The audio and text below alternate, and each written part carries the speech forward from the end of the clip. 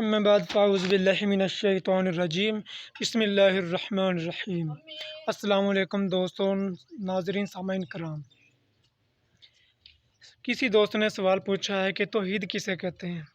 میرے پیارے بھائیو، توحید کہتے ہیں کہ اللہ تعالیٰ کو ایک ماننا، کہ اس کا کوئی شریک نہیں، نہ ذات میں، نہ صفات میں، نہ اسماء میں، نہ احکام میں، نہ افعال میں، نہ سلطنت میں۔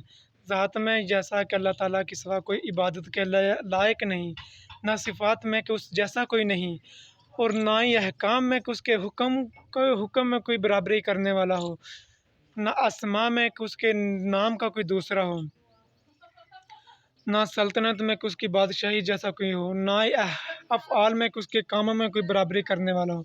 تو جس طرح اس کی ذات اور ذاتوں کے مماثل نہیں، تو اسی طرح صفات مخلوق کے صفات میں مماثل نہیں۔ تو اللہ تعالیٰ کو ہر عیب، جھوٹ، فریب، جسم، مکان اور جگہ سے پاک ماننا، اور اللہ تعالیٰ کی ذات اور صفات کو کسی کے شریک نہ سمجھنا، اور یہ عقیدہ پختہ دل میں رکھنا، توحید رسالت، توحید اللہ تعالیٰ کو ایک ماننے کا عقیدہ رکھنا، توحید باری تعالیٰ کہلاتا ہے۔